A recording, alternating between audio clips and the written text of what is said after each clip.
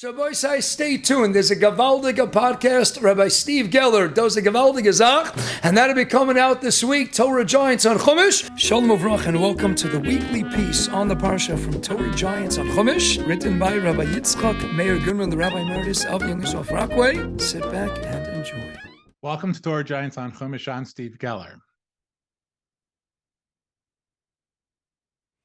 Shalom Uvracha and Brucham Abom once again to this unbelievable platform. Fantastic opportunity. So let's take a look. Page 76 of the new Geller edition. Number 63, Moshe, Avraham, and David. And Rabbi Goodmans starts us over the Chazal states. He's telling us the Gemara in Chulin, Pei Tesam and Aleph, wherein the Gemara tells us three all-stars. Again, we had many throughout our illustrious history, but three primary individuals who represent and embody the midah of humility more than Kamat anybody else in history. We had, of course, Avraham Avinu, the one who started out Klais of Anochi Ofa Vefer. I am like dust and ashes of the earth. David Melech, the Melech Yisrael. Keeping in mind that in order to be a Melech, it's a prerequisite. You have to be humble. Avraham Avinu, Anochi Ofa Vefer. No one's a greater honor of me. Moshe Rabbeinu, Mikol, everybody who have lived out Sharpanei Adama. Moshe Rabbeinu is V'nachnu Ma. Dahainu, what are we? We're nothing. The Simi, the Maral says, why is a behemoth called a behemoth? An animal is Bamo. What you see is what you get. Bamo, there's nothing in it. Moshe Rabbeinu says, what am I? All I am is what? V'nachnu ma. We are nothing.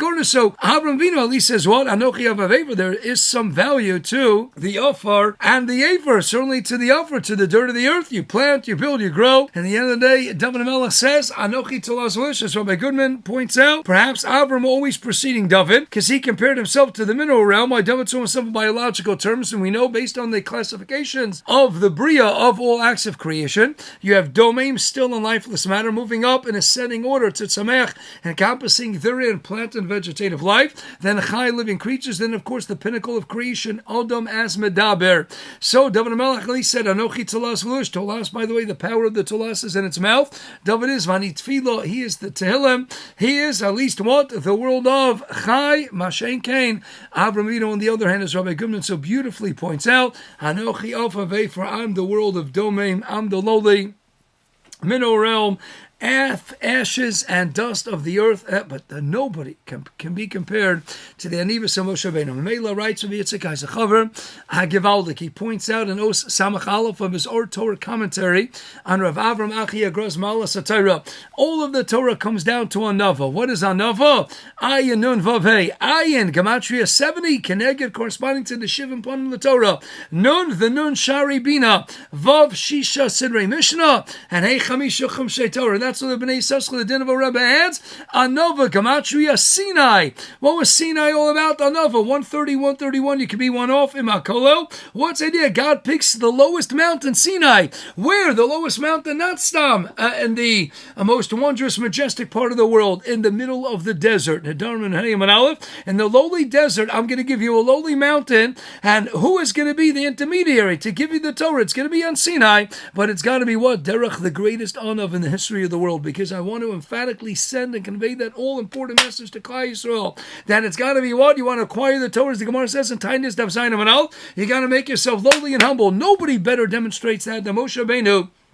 What do you see? Gornish of a Gornish, in the middle of the desert, on the lowest mountain. The Torah teaches us, all the Torah hinted to in the word Anava. It's got to be, and it could only be, Derech, who is the conduit, the vehicle, the intermediary, through whom God will send the Torah down to Klal Yisrael. Moshe Rabbeinu, why Nachrama? Because there's a total bittul atzmi. That's why Meir Simcha ben Levinsky writes in Hagdama's introduction to Meshech Chochmah and Shmos.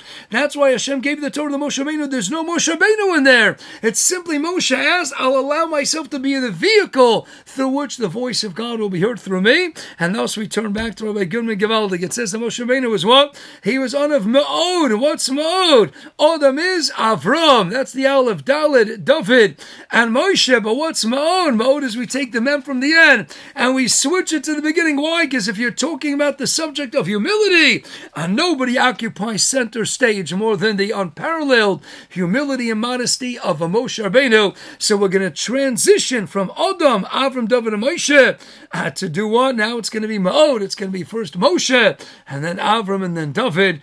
That's Ma'od. That's the honor that Moshe Rabbeinu was. That teaches us how lowly and humble we have to be. Amen to Hashem. All that transpired in Matan Torah, and that's clearly what helped engender that beautiful matzah, that maimon of Keshech Chabalei B'chad. You know when we can be Keshech Chabalei B'chad? When we don't go ahead and worry about our own egos, and we just let it go. And that's the ticket to the ultimate Kishya Chabalei B'chad. And nobody could serve as a leader of such a people more than a Moshe Rabbeinu, the honor of Mikol Adam Asher Pnei Hadama. Have a fantastic, amazing Shabbos.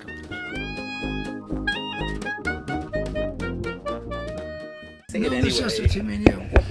Just one of many things I was going to call. Let me just. No, just between me and you. The Zichron Menachem says that Moshe Rabbeinu, there are 5. There's a Medrash Pliya. Shlach Nabi Yitash. Moshe says to HaKadosh Baruch Hu, "What are you sending me? Shlach Nabi Yitash. Send him." So it says, Rashi says, Aaron HaKohen. He's my older brother. Send him.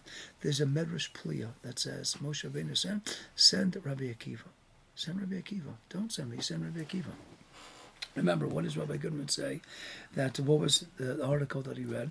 Moshe Rabbeinu's anivus was that if somebody else would have my neshama, he would be even bigger. The Zohar, the Mekubalim say that Rabbi Akiva had a nitzah to Moshe Rabbeinu. So that's why Moshe Rabbeinu, Taka, when he saw Rabbi Akiva was, darshaning, he said, give the Torah to him. I'm just going to tell him, because he's greater than I am. What do we know about Moshe Rabbeinu? Rosh Hashanah Chav Aleph and Beis, he only got to Dagar 49. Lo Yironi Ha'adam V'chai. Ha'adam is granted 50.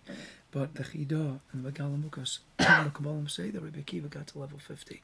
So Moshe Rabbeinu says to HaKadosh Baruch Hu, Klai Yisrael is on the 49th level of Tumah. I correspond to the 49th level of Tahara. 49 cancels out the 49, and I could take Klai Yisrael out. But if they sink to level 50, I don't have enough zechuyas to take them out. But Rabbi Akiva reached to the level of 50. So even if Klai Yisrael sinks to level 50, his level 50 could correspond to be able to take them out. So that's the Medrash Pliya, writes the Zechar Menachem, Shlach Nabi Yatishlach, send them out in the hands of Rabbi Akiva, because his level 50 will always be able to bring Klai Yisrael out, even if they sink to level 50. And that's part of his anivus, and that's why he sits in the back of the shir. So then, Taka, why couldn't we go the 410 years, get to 50, and then let Rabbi Akiva take them out? Because the Maral addresses that, and it's Akdam L'Gvuras Hashem. He says, what does that mean, level 50, and we would have been lost forever? Tarot says that would have been what? But Hashem could always, there was a promise, he could recreate it. The word is, Hashem could recreate Klai Yisrael, but then we're no longer the Bnei Avraham, Yitzchak, and Yaakov. That's what the Maral explains. Hashem says, and then the promise to Avraham. Promise, right. In other words, I don't want a new Klai Yisrael, Moshe Rabbeinu says. I want to always be the children of the illustrious Avraham, Yitzchak, and Yaakov. There's another Adam also, Rabbi Yitzchak says, why is it Avraham, David, and Moshe? Because what is Adam? There's so much to say. Adam Harishan, what first man, was Yesh Me'ayin, was something from nothing. Kriyasho ex nihilo. I know what? Yesh Me'ayin.